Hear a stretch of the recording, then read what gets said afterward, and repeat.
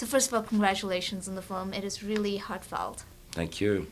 Music is very important in telling this story. So how did your background help you better tell the story? Yeah, like I mean, like there's a important music vector in the film. Like starting with the title, it's called "The Song of Names." So you need to figure out that song, uh, and in order to achieve that, you need to a great companion whom I found in Howard Shore, and we're talking about music, but more than that, we're talking about deep uh, Jewish DNA, like and Howard coming and researching the liturgical uh, music and pulling out that song that you hear in the movie, and then from there everything else like comes. But that's really the DNA and the real start of the music. I read that finding the right set of actors was a big challenge for you, and it took about a year for casting, right? Yeah, like it's cast. It's not only casting.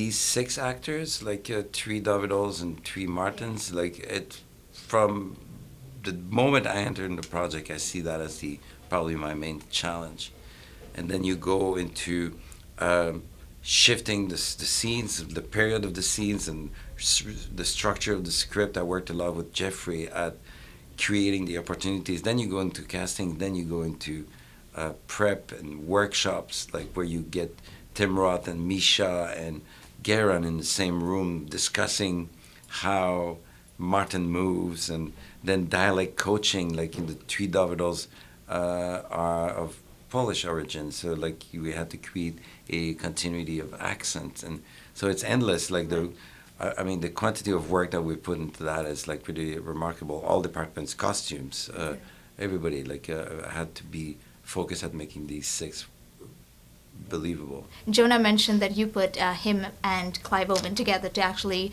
I think they were both composing music and you had a competition between them? No, we did like all sort of. One thing I like, I don't really like rehearsing the scenes because then you sort of lose um, the truth of it if you repeat like the text too much, like, out of context at least. Like it's sort of you might lose the energy in it. So I like to rehearse around, like, and create workshops and then where you build characters, and then once you've found the characters, you put them in the scenes. What do Tim and Clive bring to the table as actors to help elevate this story? It's like I think if you ask me today, like, who are the perfect actors, we had to start from scratch, and who do I want to I think they were both the perfect choice. Like, and I'm really happy. And I think this is the most important decisions that a director does is casting. Once you've cast, then you've decided so much, and then it becomes them.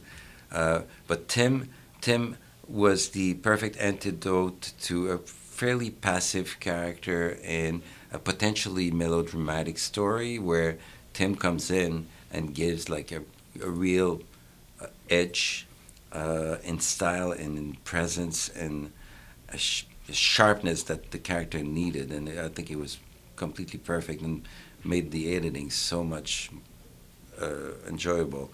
In Clive, it's a different issue. Clive is playing a part that he's a difficult man, like that Davido, the Davido we find, and he's closed and he's uh, rigid in many different ways. And then what I needed more than anything is a charismatic actor, and I don't think I can think of anyone more charismatic than Clive.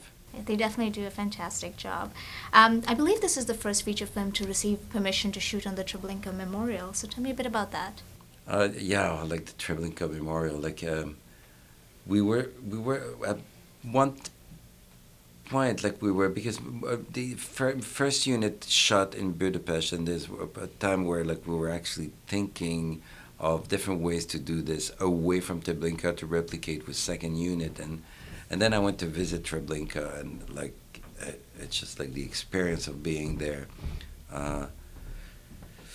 and walking the memorial and being immersed in that place was so intense that like I told the producers that we have no choice, we have to go there, which everybody agreed immediately. So we made a side trip with the actors, with Tim, and I.